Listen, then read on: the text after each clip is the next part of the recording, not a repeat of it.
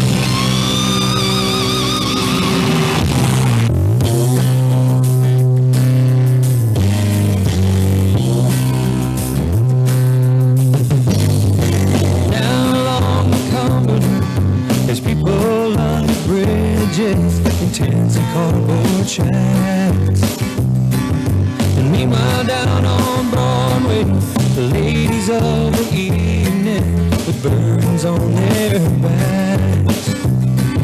There ain't much difference between them and you and me. There ain't no difference that God's heart can see.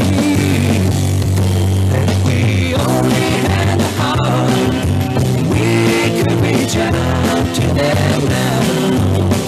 Lord, show us how to meet them right where they are, with love unafraid to touch their scars. We could show you where the love of Jesus starts, if we only had the heart.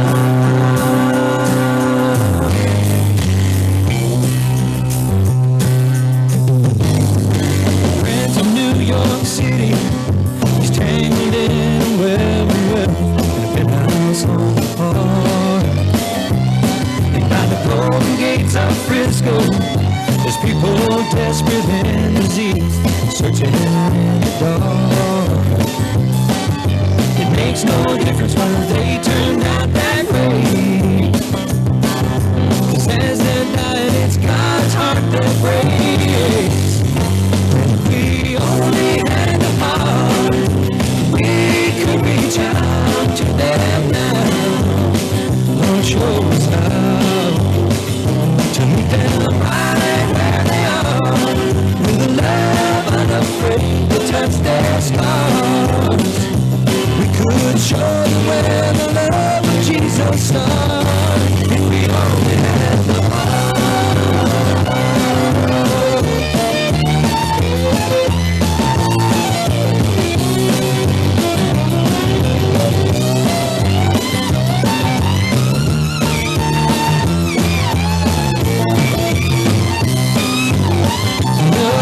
There ain't much difference between them and you and me. There ain't no difference that God's heart can see. And if we only had the heart, we could reach out to them now.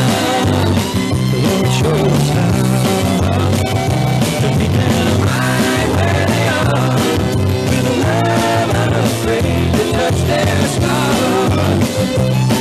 We can show them where the love of Jesus starts, if we only had the heart.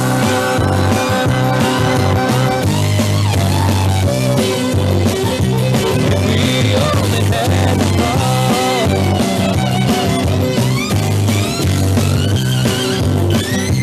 If we only had the heart.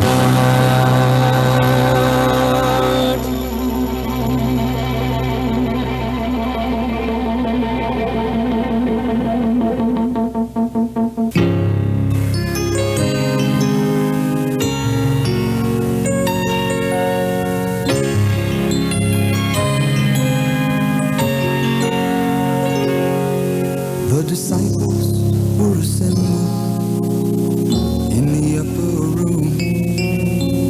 They didn't know that Jesus would be leaving very soon.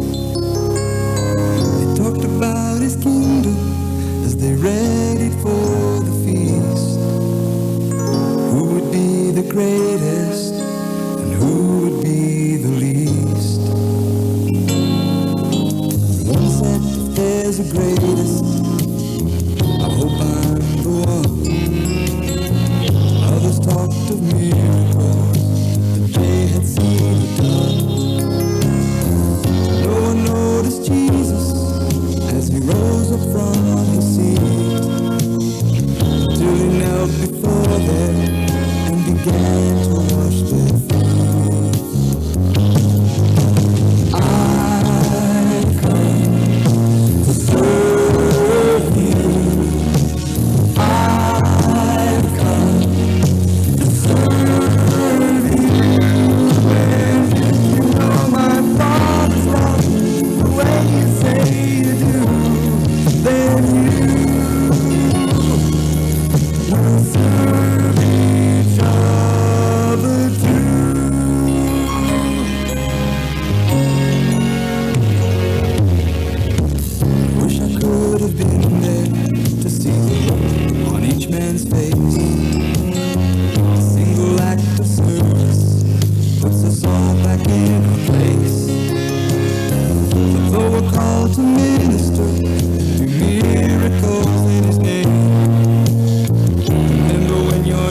led by Him, the reason that He came. I've come to serve You. I've come to serve You. And if you know my Father's love the way You say You do, then You will serve each other too.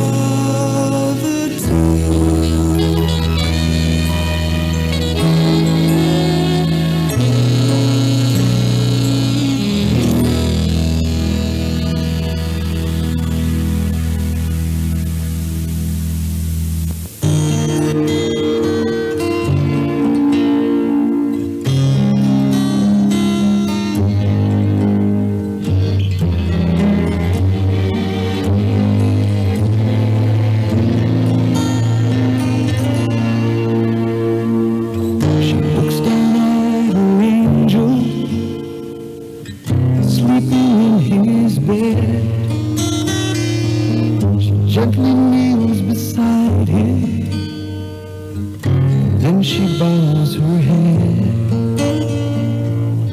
just like other mothers lived so long ago. She brings her child to Jesus, gives him to the Lord. Jesus hears another child to hold. Keep this child safe and warm. This world can be so cold. Take this child in your arms. Never let him go. Jesus hears another child to hold.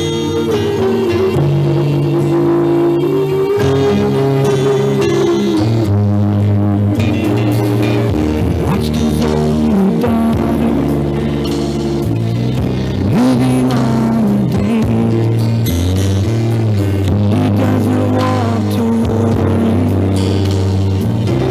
Now it's getting late. Waiting in the darkness, kneels down on the floor,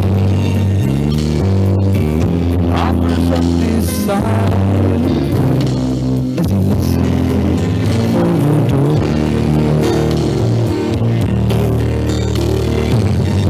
Jesus hears another child to hold. Keep this child safe and warm. This world can be so cold. Take this child in your arms. Let her go. Jesus hears another child to hold. Wherever there are children, Lord, in danger or in need, may you find someone there praying on their knees. Oh, please. Jesus hears another child to hold. Keep this child safe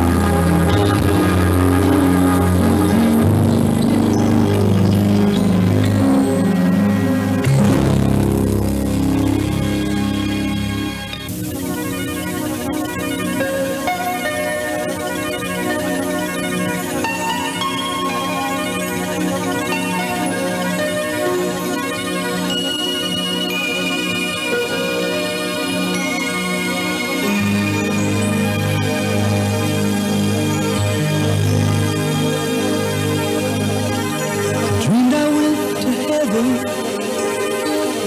You were there with me. We walked upon the streets of gold beside the crystal sea. We heard the angels singing when someone called your name. I turned and saw this young man, and he was smiling as he came. And he said, friend, you may not know me now. And then he said, but wait, you used to teach my Sunday school. I was only 8. And every week you would say a prayer before the class would start. And one day when you said that prayer, I asked Jesus in my heart. Thank you for giving to the Lord. I am a life that was changed. Thank you for giving to the Lord. I am so glad you gave. Then another man stood before you and said, remember the time a missionary came to your church? His pictures made you cry. You didn't have much money, but you gave it anyway. Jesus took the gift you gave, and that's why I'm here today. Thank you for giving to the Lord. I am a life that was changed. Thank you for giving to the Lord. So glad you came. One by one they came, far as the eye could see. Each life somehow touched by your generosity. Little things that you had done, sacrifices made, noticed on the earth, in heaven now proclaim. And I know up in heaven you're not supposed to cry, but I am almost sure there were tears in your eyes as Jesus took your hand and you stood before the Lord. He said, my child, look around you, for great is your reward. Thank you for giving to the Lord. I am a life that was changed.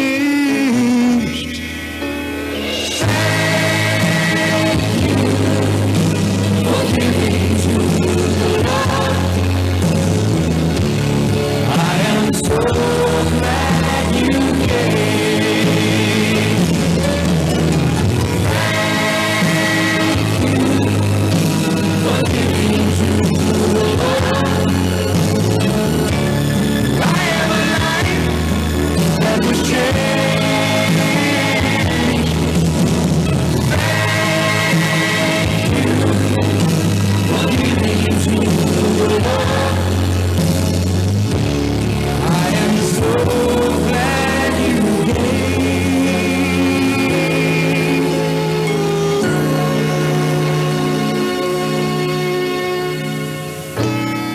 I am so glad you came.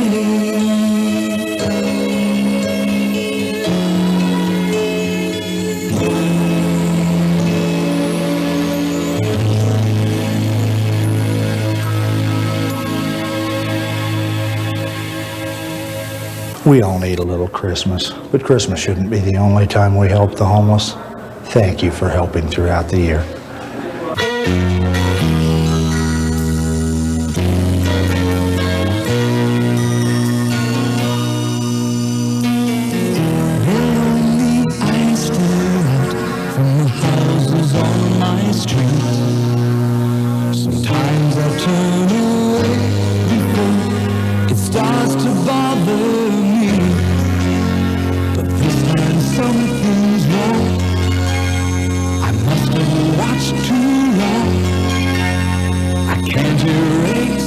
Their faces from my mind. We are his heart, is his heart beating. We are his hands, are his hands reaching. When will we realize that you and I must do our part? It's time to start. We are his heart. 2,000 years ago, upon a distant hill, a little boy gave all he had, the multitude were filled. Where is that child today who gave it all away? Where is that love? We cannot let it die.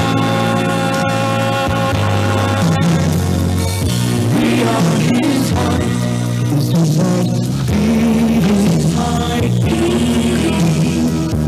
We are his hands, are his hands reaching. When will we realize that you and I must do our part? It's time to start. We are his heart.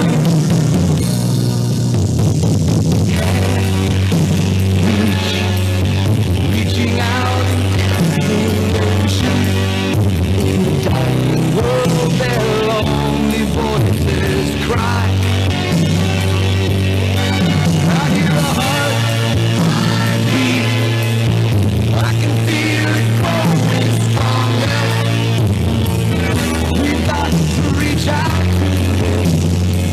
We just can't turn away again. Where is that love? We cannot let them die.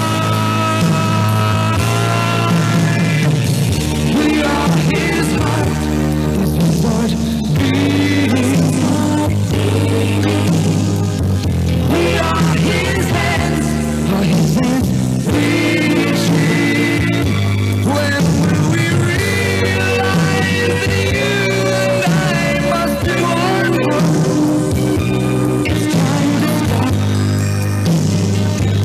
We are his heart. We've got to stop. We are his heart.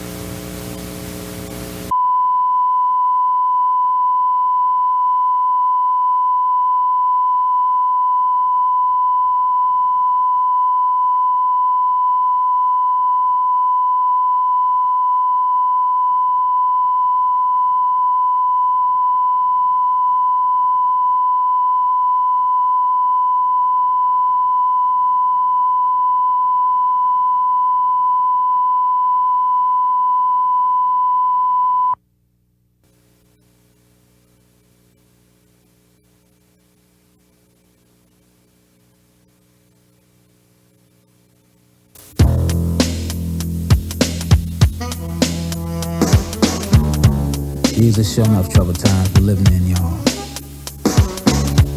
There's too many brothers out there capping each other. They say in the ghetto is hopelessness. but there is a way out. Swing your band low, swing your What we band low. really need is some family unity.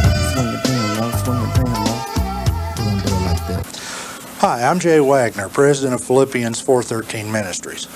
A lot of times we get asked what Philippians 4:13 Ministries is all about. Well, some of you may have seen our little 1-minute description of our evangelism programs, of our media ministries, of our ministry to the needy.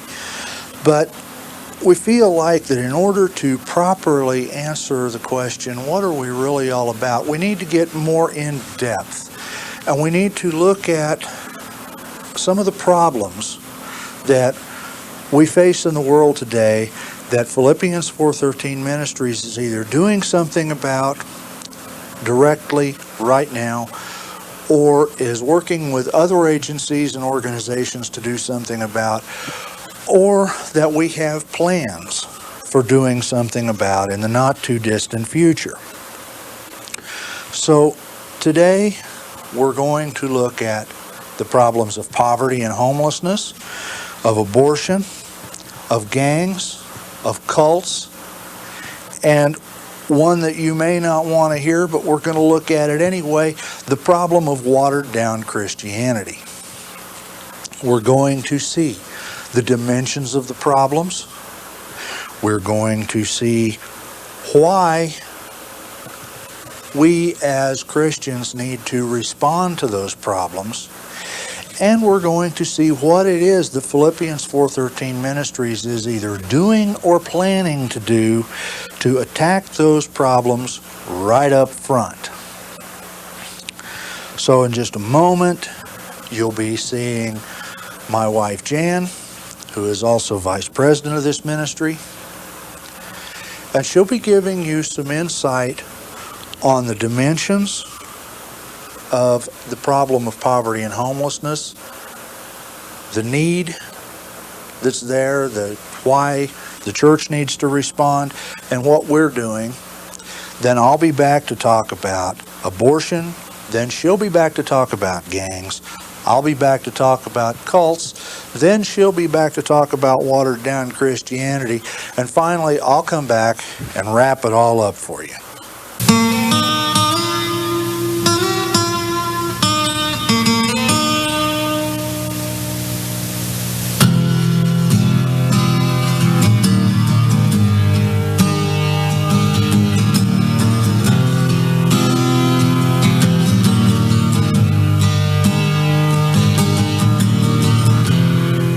Passing through these ruins, Mr. Lincoln's train going by, spilling smoke into these bloody fields. All the people stood and cried.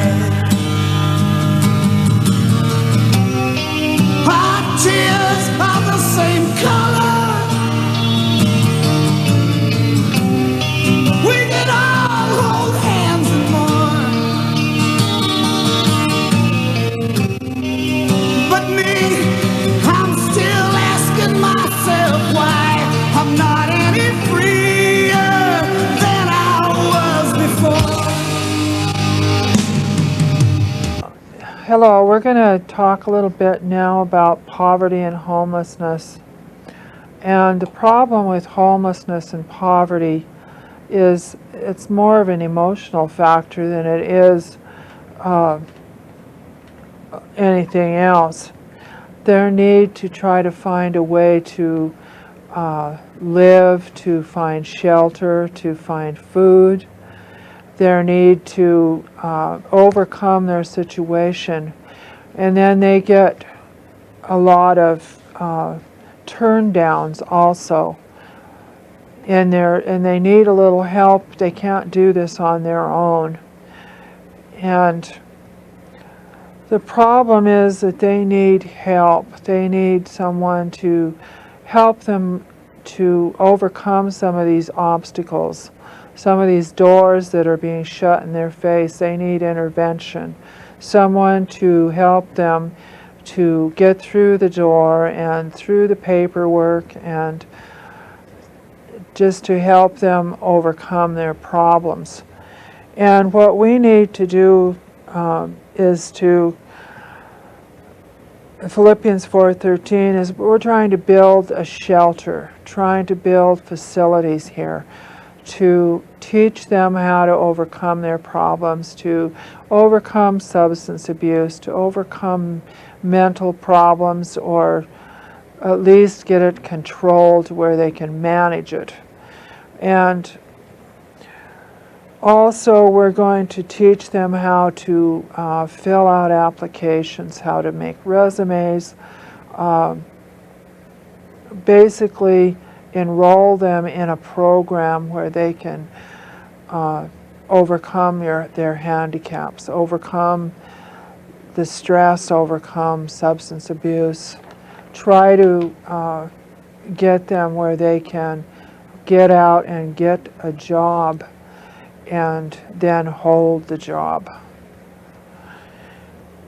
And what we're presently doing right now is we're doing 4 meals in the park. And these are every weekend down at McCormick Park. And it's quite a job to do each weekend.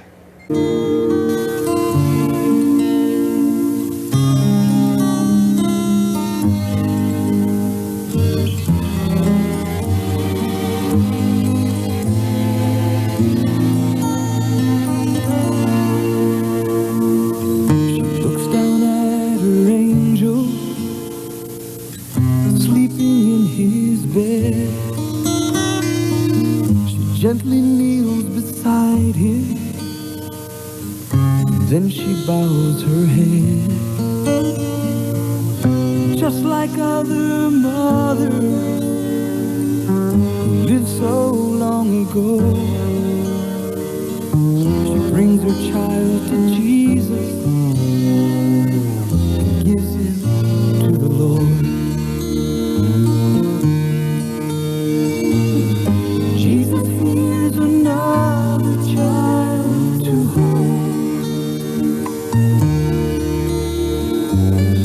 Keep this child safe and warm. This world can be so cold. Take this child in your arms and never let him go. Jesus hears another child to hold.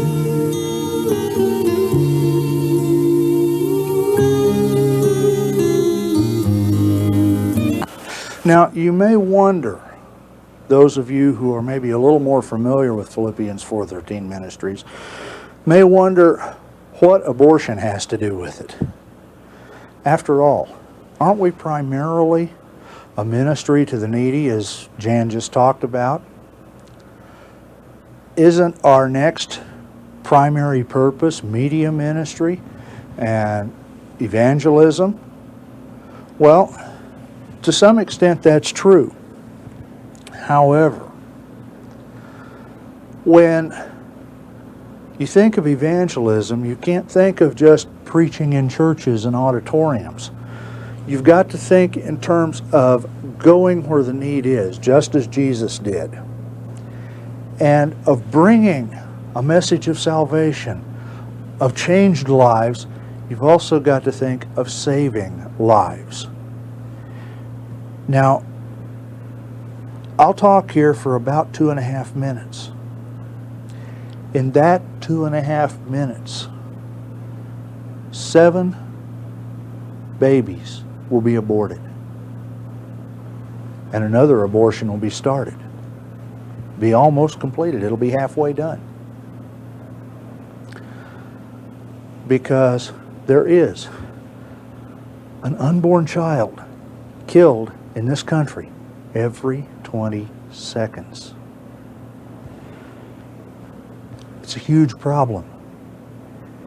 And we're called, not us at Philippians 4:13 Ministries, but us as the body of Christ, all Christians, are called to preserve life. It's not just that we're not to kill. It's that we're to, whenever possible, prevent killing. Now, Philippians 4:13 Ministries is involved in that. We realize the law of the land right now is that a woman has a right to abort her baby. It will not be an overnight thing to change that law. But in the meantime, why not change lives? What we try to do is reach out to the woman who's considering abortion, show her why she shouldn't do that. That's where it's at.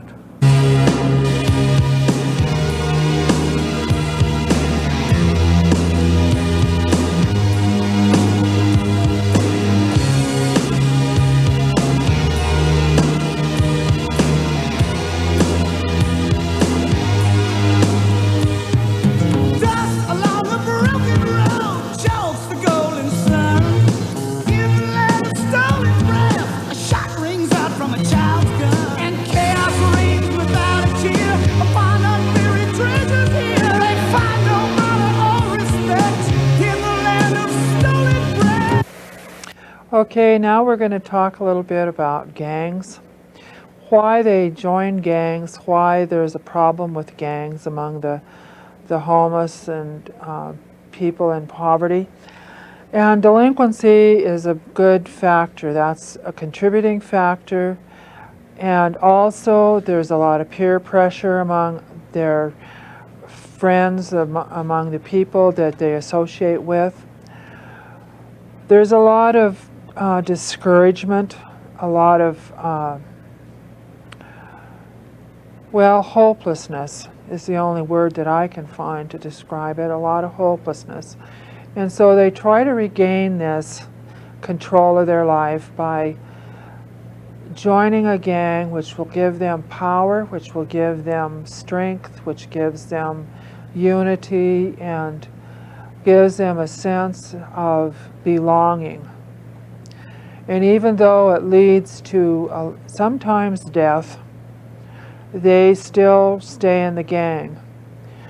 And what we are trying to do about that is we're trying to help them to overcome this by building a ranch or a Bible camp and try to teach them that God loves them and that there is an alternative way and that He accepts them the way they are and that they don't have to resort to gangs, resort to all of this violence. And the youth ranch and the Bible camp is one of our goals. So we're going to try hard to do this, and we need to evangelize them, and they need to know that God loves them and cares for them. And this is one of our goals, one of our main things that we want to do to try to help these young people get off of the street. Let's go crazy! Let's get nuts! How's the family? I ain't got no rest. Sounds to me, fellas, like old garbage guts here done forgot the crow commandments again.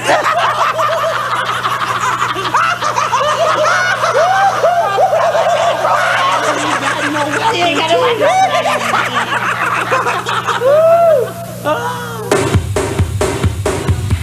Let's do it. Seconds to the madness. Seconds to the madness. Seconds to the madness. Seconds to the madness. Jesus said, "You will know the truth, and the truth will make you free." Unfortunately, today, there are many, millions in this country alone, bound in cults, in groups that do not know the truth, do not share the truth, but instead share lies and half-truths, and in the process deceive many, just as the Lord said there would be false prophets who would, in some cases even, if possible, deceive the Lord's own people, the very elect. And that's happening today. We see it.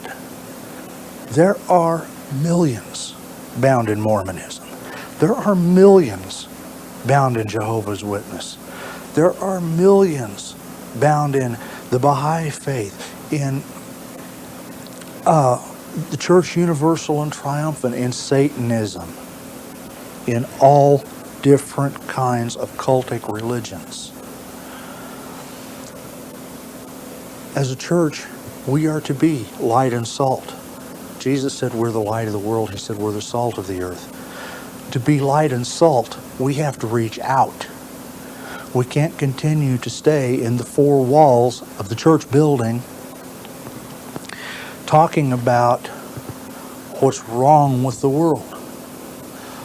Our job as Christians is to go out and effect change in the world by presenting the truth of the gospel of Jesus Christ. Now, we reach out to the cults. We reach out to them through evangelism. We reach out to them through taking them head to head in the media, responding in love, but responding with truth. This is what the church is to do. And this is what Philippians 4:13 Ministries is doing. This is what is important, and this is what is going to set people free.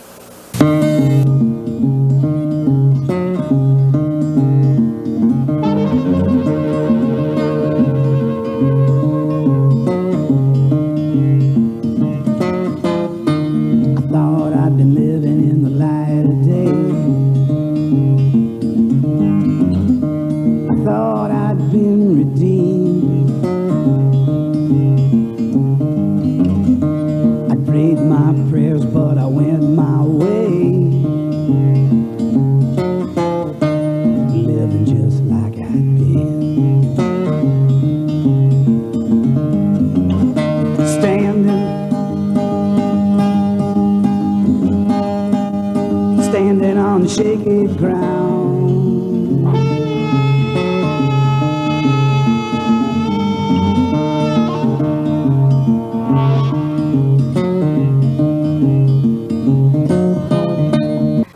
Okay, we're going to address a problem here that may or may not cause people to be offended. But this is watered down Christianity. First, in most churches, there's worldly ways. There's no preaching of the cross and Christ crucified. There's no salvation message. There is a religious spirit in a plastic covering called their own righteousness that is conquered and conjured up by man. In James 1:27 it says, "Pure religion is undefiled before God, to visit the fatherless and the widows, and to be reaching out to those who are less fortunate." This is pure religion. This is what we are supposed to be doing as Christians. Not sitting on our pew and saying, well, someone else can do that. I'm not going to get involved, and if I don't get involved, maybe the problem will go away and it's not my problem. I'm going to take care of my own family and my own problems, and those people need to get a job, and on the excuses go.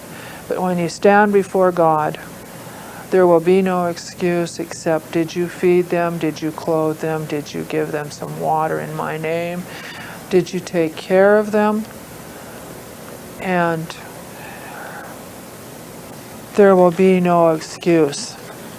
And our goal is to try to reach them with pure religion, try to reach them by holding crusades and teaching others how to address this problem and minister to them, and teach them how to do what Christ says in the Word, and that is visit the fatherless and the widows and take care of our own.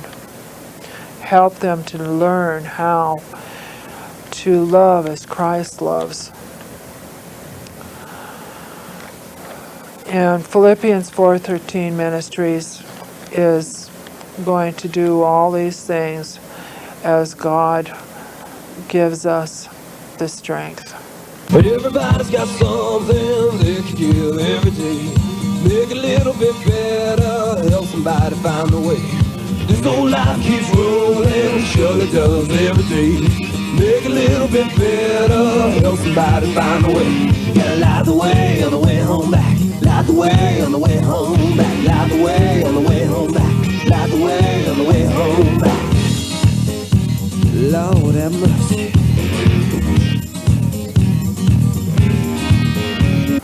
So how do we wrap this up? How do we bring together the various elements that you've seen in this short little video as far as the problems that are out there? And we haven't even scratched the surface today, folks. There's a lot more than gangs. There's a lot more than poverty and homelessness. There's a lot more than cults. There's a lot more than watered down Christianity, although that is one of the biggest in the church. There is a lot more than abortion. There's far more problems out there. There are vices and prostitution, gambling, drunkenness, disorderliness.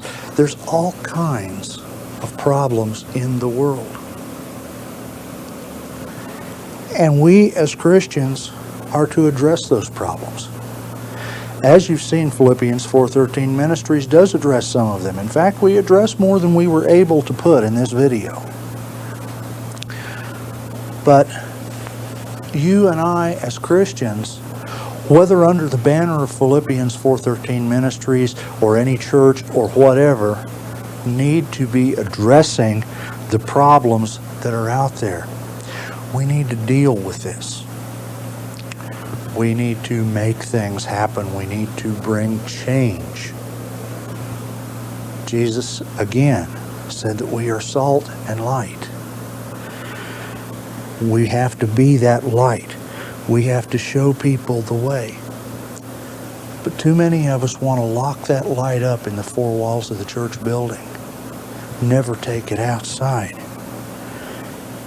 But if we don't reach out, we won't reach anything.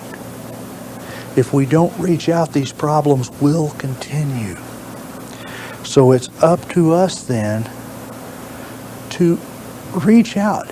The hands out there are open. They're waiting for us. But we've got to reach out and take those hands and lift those folks to their feet.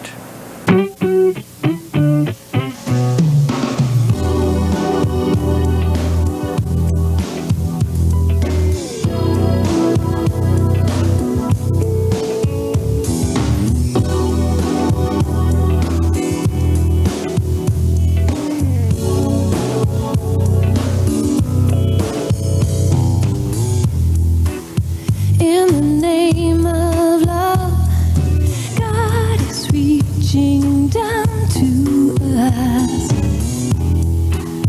Through the human touch, something